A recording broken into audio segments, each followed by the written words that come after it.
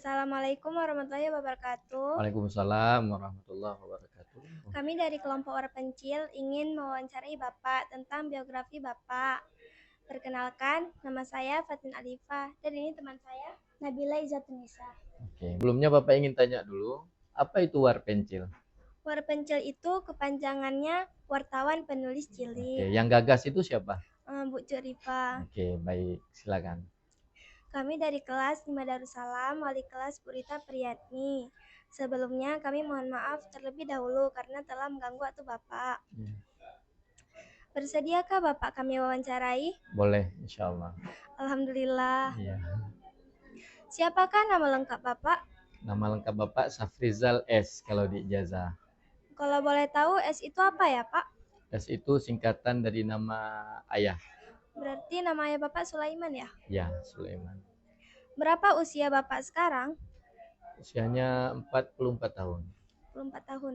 Berarti Bapak lahir itu tahun 1980-an. Ya, tepatnya. Di tahun baru 1 Januari 1980.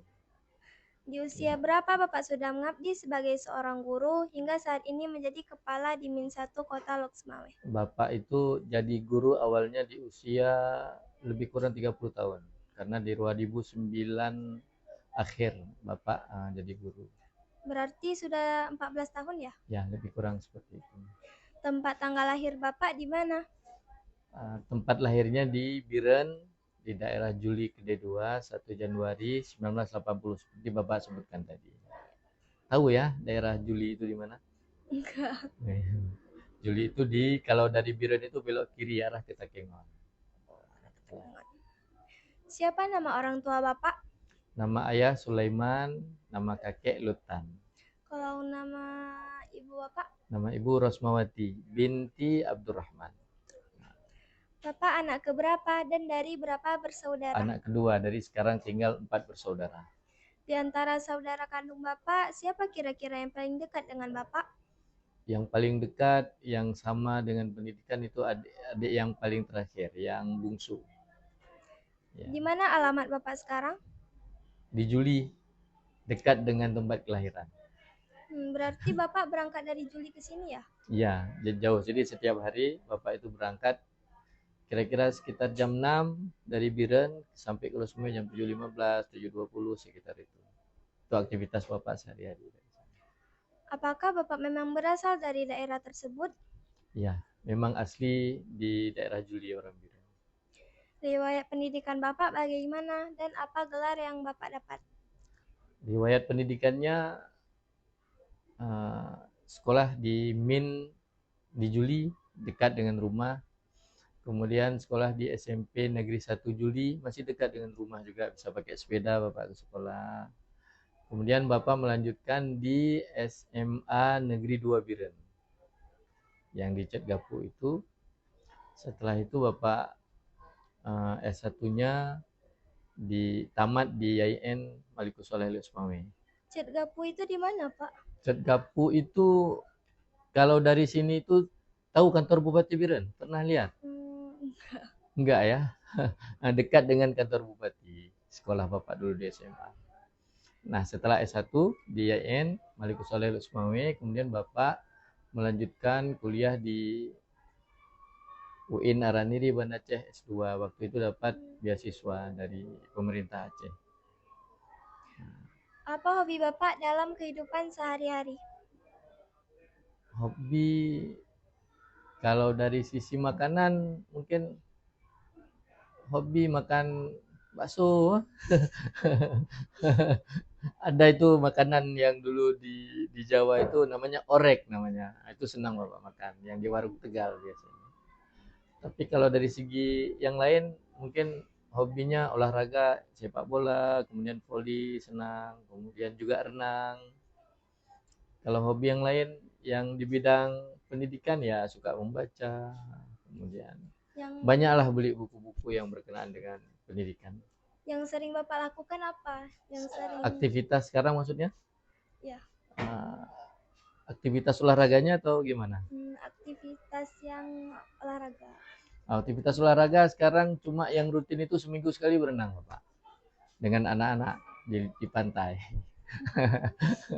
Di Jomblang ya? Dia di ujung Belang Biren. Apakah Bapak pernah mengikuti perlombaan renang? Enggak. Karena untuk hobi saja, jadi tidak memang ikut perlombaan. Apakah Bapak pernah mengikuti organisasi? Kalau boleh tahu, organisasi apa saja, Pak? Organisasi kemasyarakatan maksudnya? Iya. Iya, pernah. Bapak aktif di, kalau dulu di masa SMA kemudian kuliah itu di remaja masjid. Bapak pernah jadi ketua remaja masjid Kecamatan Juli.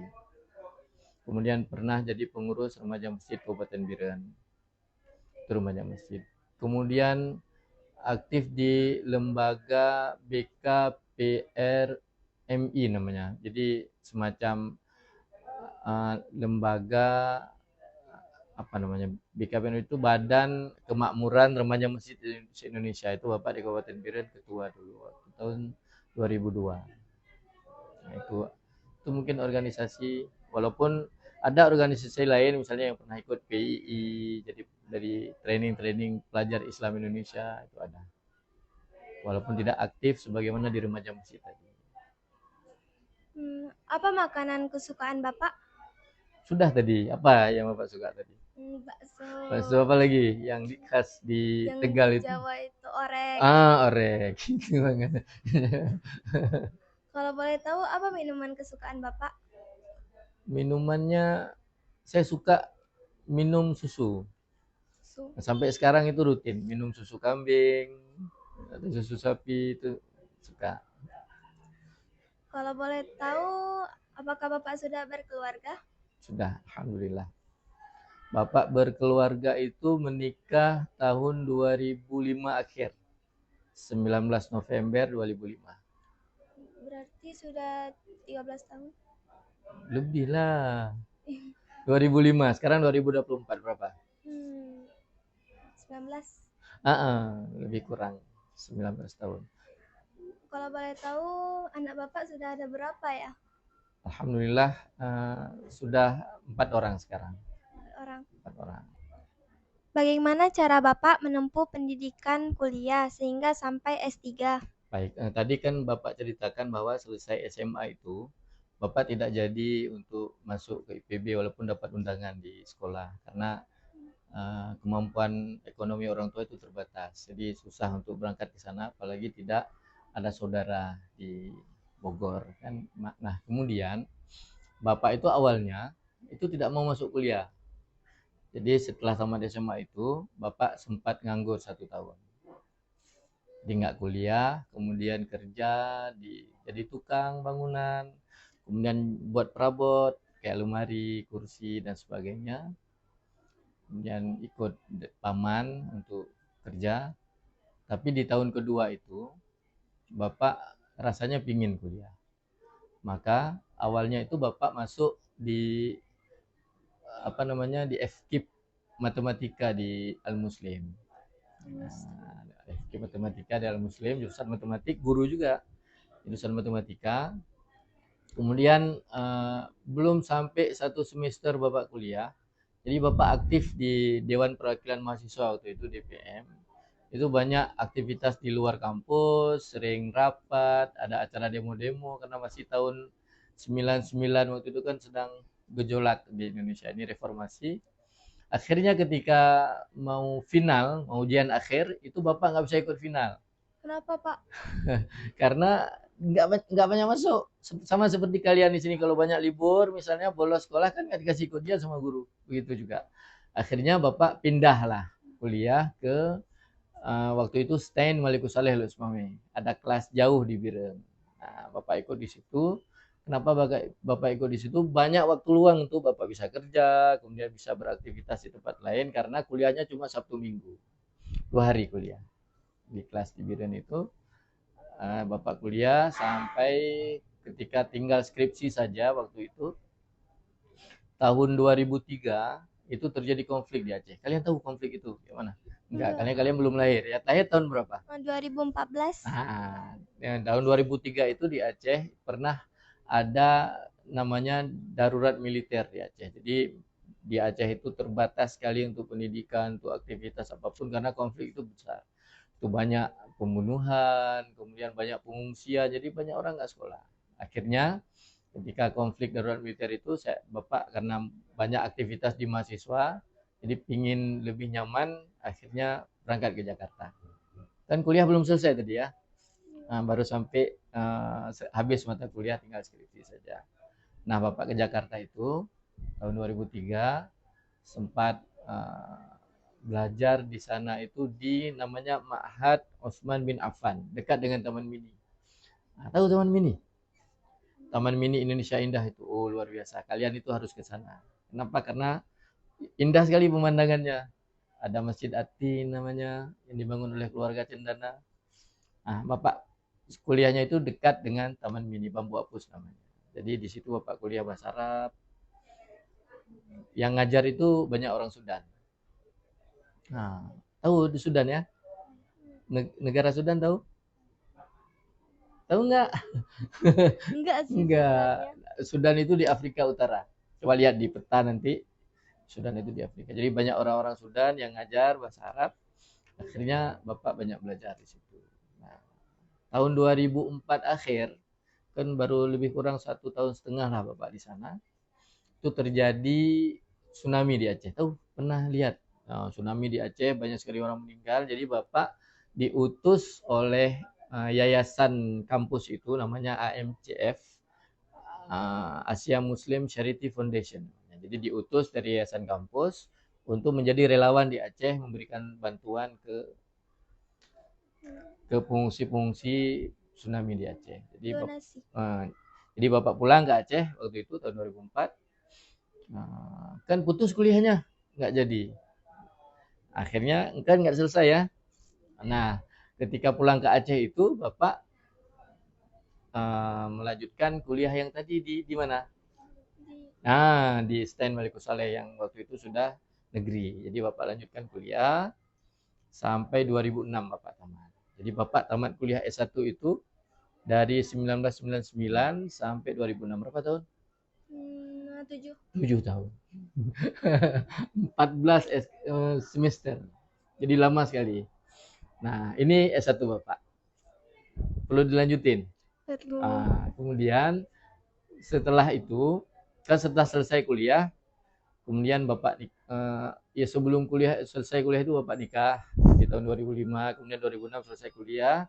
Nah, setelah selesai kuliah itu bersama dengan istri, Ibu, itu berangkat lagi ke kuliah. Bapak ingin melanjutkan lagi di Ma'had itu yang Utsman bin Affan. Tapi karena di Jakarta itu tidak ada kampus untuk perempuan, jadi khusus laki-laki saja, maka ngambil rekomendasi dari kantor pusat AMCF itu, Asia Muslim Charity Foundation, untuk kuliah di Bandung. Nah, pernah ke Bandung? Enggak. Di kuliah di Bandung itu dekat dengan Tegalega, kota Bandung. Jadi ada yang untuk laki-lakinya, Bapak, dan ada untuk perempuan. Jadi terpisah kampusnya. Jadi istri kuliah di perempuannya di Banat namanya, saya kuliah di Banin yang mahasiswanya yang laki-laki. Nah, sampai di situ tahun 2007. Ya, dari 2006 2007 hampir selesai kuliah di situ karena 2 tahun programnya di Utsman 2 tahun, tambah di situ hampir selesai. Waktu itu Ramadan, maka ada seorang guru saya, dosen Bapak dari Sudan itu, Ustadz Nazir namanya. Kami panggil Syekh Nazir. Karena orang Sudan. Akhirnya saya dipanggil. Ini kan panggilannya Saprijal, kamu mau kuliah ke Sudan nggak? Gitu bahasa Arab panggilnya kan. Akhirnya Bapak bilang iya. Kalau iya berarti ikut tes sekarang. Gimana tesnya Ustaz? Saya tanya. Itu di Departemen Agama, di Kementerian Agama di Jakarta. Jadi kamu itu ikut tes di sana biar saya yang daftarkan katanya di kedutaan. Akhirnya saya ikut tes di bulan Ramadan itu di Jakarta, di Kementerian Agama. Seluruh Indonesia waktu itu ada beberapa tempat, ada di Medan ikut tes, kemudian ada di Jakarta, kemudian ada di Makassar kalau saya tidak salah. Akhirnya dari itu keluar pengumuman, alhamdulillah Bapak lulus ke Sudan. Di S1 lagi kuliahnya. Kan S1 udah selesai tadi ya. S1 di International University of Africa. Jurusan Syariah. Nah, akhirnya 2007 akhir itu setelah kelulusan ngurus semua perlengkapan, paspor, itu berangkat ke Sudan dengan biaya gratis dari pemerintah.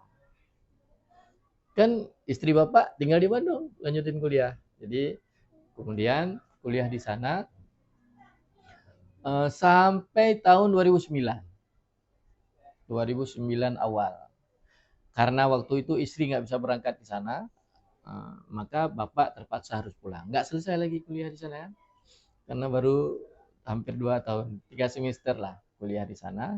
Akhirnya bapak pulang, kemudian sempat kerja di pendampingan desa di Kecamatan Juli, akhirnya ikut tes PNS itu. Makanya bapak lulus PNS itu 2009 akhir, kemudian 2010 SK-nya.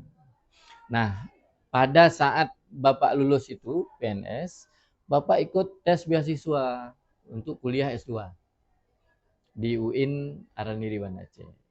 Alhamdulillah lulus, kemudian lagi kuliah, kemudian ngambil SK PNS. Nah, bapak terbenturlah antara kuliah dengan harus ngajar di sini dulu. Mungkin kakak-kakak kalian tahun 2009 2010 kenal. Ada kakak yang sekarang sudah kuliah. Ada kakak? Enggak ada, ini ada kakak. Oh, Nggak enggak. ada. Jadi akhirnya bapak untuk menyelesaikan kuliah di sana itu ngambil di madrasah Miss Banda Mesin itu, dipindahkan ke sana. Dah, kemudian lebih leluasa untuk bisa kuliah sambil bapak kuliah di S2. Dan bapak selesai S2 itu tahun 2013 akhir. Dari 2009 sampai 2013 akhir, sekitar berapa semester ya? 3,5 tahun, 7 semester. Padahal beasiswa dapat cuma 4 semester. Jadi bapak harus keluarkan uang sendiri untuk biaya kuliah akhir. Tapi alhamdulillah takdir Allah, bapak itu ketika sudah mendapatkan ijazah di UIN, ikut tes ke Timur Tengah. Jadi ada tes dibuka sama BPSDM namanya di pemerintah Aceh, dan alhamdulillah bapak lulus ke Sudan lagi. Jadi Sudan pernah pulang nggak selesai, tapi bapak ikut S3 di sana. Akhirnya lulus. Nama kampusnya itu Omdurman Islamic University atau Jamiah Omdurman Al-Islamiyah di Sudan. Beda dengan kampus pertama. Nah, itu sampai bapak kuliah, alhamdulillah. Di S3 ini karena beasiswa itu 3 tahun dikasih, kalau enggak harus bayar sendiri, bapak paksakan diri untuk bisa kuliah itu full. Alhamdulillah tahun ketiga itu bisa selesai. Akhir 2017 bapak selesai, alhamdulillah. Nilainya jahid jiddan, atau bahasa Indonesianya baik sekali lah, tidak dapat komdut atau mumtaz, ya jiddan saja. Nah, itu kisah bapak kuliah dari S1 sampai S3. Ada lagi yang lain yang ingin ditanyakan? Nah, Apa pengalaman paling berkesan selama Bapak menempuh pendidikan? pengalaman yang paling berkesan bagi bapak bahwa kalau kita bersungguh-sungguh dalam belajar, walaupun terbatas ekonomi orang tua, tidak sanggup menguliahkan misalnya, tetapi kalau kita sungguh dalam belajar dan ingin menempuh pendidikan yang terbaik, maka Allah akan berikan jalan. Bapak misalnya, kan orang tua pas-pasan ekonominya nggak sanggup kuliah di tempat yang bagus, tapi ada jalan lain yang Allah berikan, yang insya Allah memudahkan kita untuk kuliah. Coba misalnya kalau Bapak sempat ke IPB misalnya, ini hikmahnya. Kan bisa jadi nggak S2, nggak S3, cuma S1 saja. Karena ada kawan Bapak yang ngambil undangan ke sana itu, sampai sekarang masih S1, nggak kuliah S2. Jadi alhamdulillah bapak memang berat di masa awal, menempuh banyak perjuangannya, tapi alhamdulillah itu bisa kuliah itu dengan tekad, mungkin doa juga dari orang tua. Insya Allah dengan guru-guru kita baik, insya Allah itu akan memudahkan untuk menempuh pendidikan kita dan untuk sukses. Dan alhamdulillah begini kondisi yang bapak rasakan hari ini. Oke, jadi kalian gimana coba? Rencananya selesai sekolah di sini gimana? Apakah ingin memutuskan sekolah, nggak mau sekolah lagi, atau terus sampai S3 nanti? Kita mau lanjut sekolah. Lanjut sekolah sampai S3 insya Allah. Apa cita-citanya? Dokter. Ya, oh jadi dokter. Dokter spesialis apa? Anak atau SPOG atau apa? Oh dokter umum aja ya.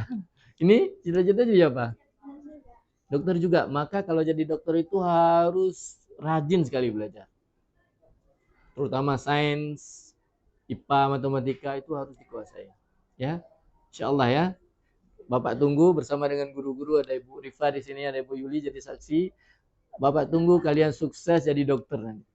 Kalau siapa tahu Bapak sakit mungkin ke rumah sakit, dokternya siapa nih? Eh, Fatin atau dokternya si Nabila nanti ya. Oke, insya Allah.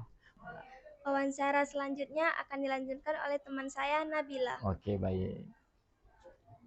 Sebelum menjabat sebagai Kepala Minsito Kota Loksmawe, apa profesi Bapak? Sebelum kepala madrasah di Min 1 ini Bapak ya jadi guru. Awalnya Bapak ketika lulus PNS itu guru di Min 1 ini. Guru di Min 1 tahun 2009, 2010 sampai 2012 di sini. Kemudian Bapak itu pindah ke MIS Bandamasin, masih Kota Lusmo juga yang letaknya di Desa Bandamasin. Bapak pernah mengajar sebagai guru dalam bidang apa ya, Pak? Bapak ngajar itu dari awal pengangkatan Bapak ngambil guru bidang studi Quran Hadis. Dan Bapak ikut diklat sertifikasi juga di bidang Quran Hadis juga. Jadi itu termasuk profesi Bapak sebagai guru itu guru Quran Hadis atau disingkat dengan Kurdis ya. Ya. Oke. Apakah sebelumnya Bapak memang memiliki cita-cita sebagai seorang guru? Bapak memang awalnya ketika SMA itu tidak terbersit akan jadi guru ke depan. Jadi sukanya ya di bidang sains, bidang pertanian. Bapak pingin awalnya itu kuliah di IPB Bapak. Tapi walaupun dapat undangan, tapi kadarullah orang tua itu tidak mengizinkan karena dana itu besar kalau ke luar daerah. Makanya kemudian Bapak ngambil jurusan guru di YIN Malikul Saleh Lusma. Di usia berapa tahun Bapak memiliki cita-cita sebagai seorang guru? Ya setelah tamat SMA itu ketika masuk di YIN Malikul Saleh Bapak ambil jurusan PAI Pendidikan Agama Islam. Nah dari itu Bapak tertarik untuk jadi guru. Bahkan setelah itu banyak misalnya ngajar-ngajar walaupun tidak formal, misalnya ngisi pengajian untuk anak-anak Iqra dulu supaya kalian di Masjid Agung Bapak ngajar Iqra, kemudian pernah menjadi koordinator untuk program Iqra TPA dan TKA di Masjid Agung Kota Biren itu untuk ngajar. Dan dari itu memang merasakan bagaimana ya ternyata jadi guru indah. Kenapa demikian? Karena jumpa dengan anak-anak setiap hari, kemudian ramai mereka, ada lucu-lucu yang memang itu menarik. Dan dari itu Bapak memang sudah mulai tertarik ingin jadi guru. Sampai akhirnya di tahun 2009 itu Bapak tes untuk menjadi guru di Kota Losmoy dan alhamdulillah lulus di Min 1 ini dulu. Masjid Agung itu di mana ya, Pak? Masjid Agung itu sekarang namanya Masjid Agung Sultan Jempa Biren. Kalau kalian itu ke Biren, kemudian arah ke Juli, ke Takengon itu di sebelah kanan itu Masjid Agung besar masjidnya. Nanti kalau ke sana singgah ya untuk foto di Masjid Agung. Insya Allah. Oke.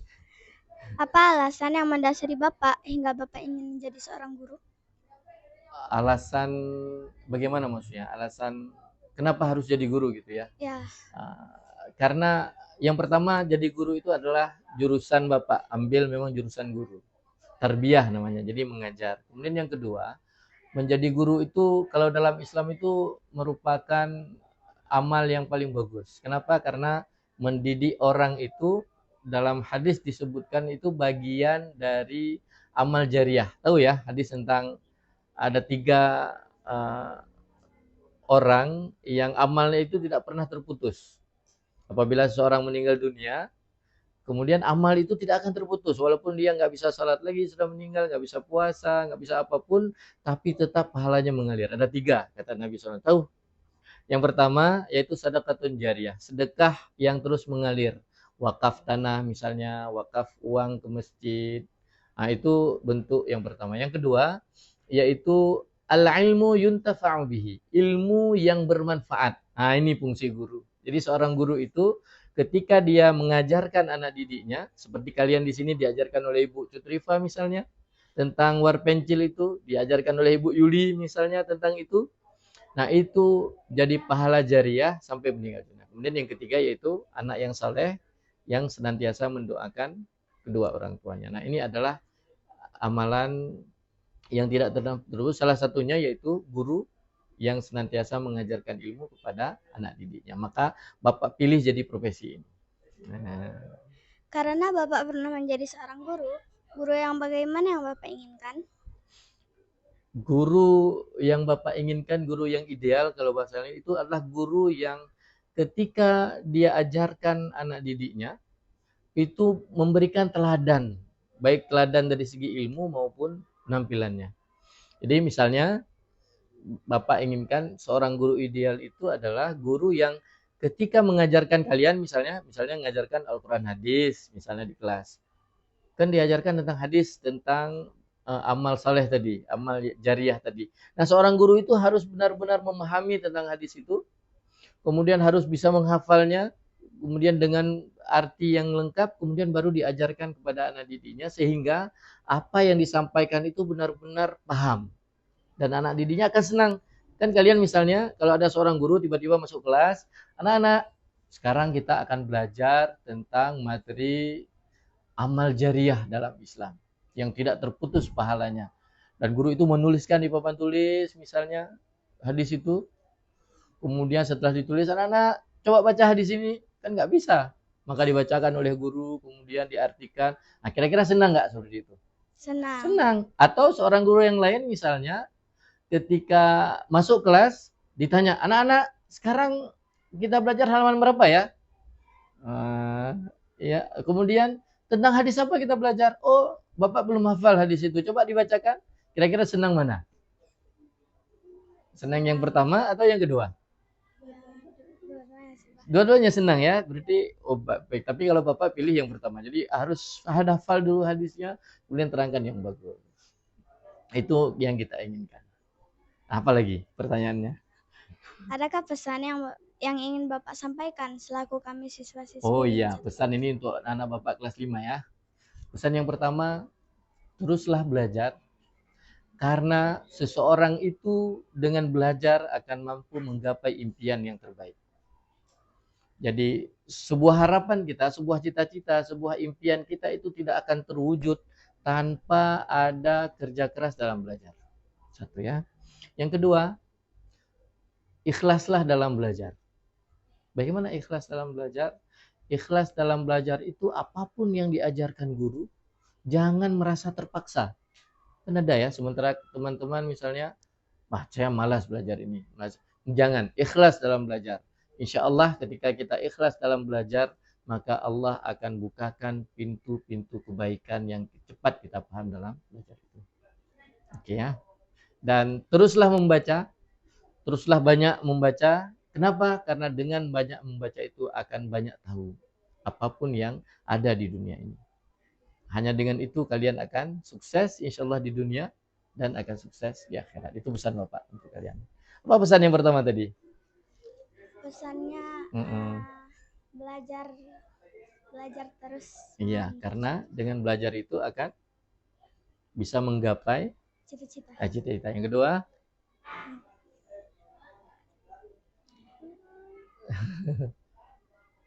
belajar dengan ikhlas ya. Karena dengan keikhlasan itu Allah akan mudahkan kita untuk mendapatkan ilmu yang akan kita gapai. Oke, baik, itu saja. Cukup. Yang lain ada yang ingin ditanyakan? Tidak. Nggak ada ya? Oke. Cukup sekian wawancara kami hari ini. Terima kasih atas kesediaan Bapak. Mohon maaf karena telah mengganggu waktu Bapak. Kami akhiri. Assalamualaikum warahmatullahi wabarakatuh. Waalaikumsalam warahmatullahi wabarakatuh.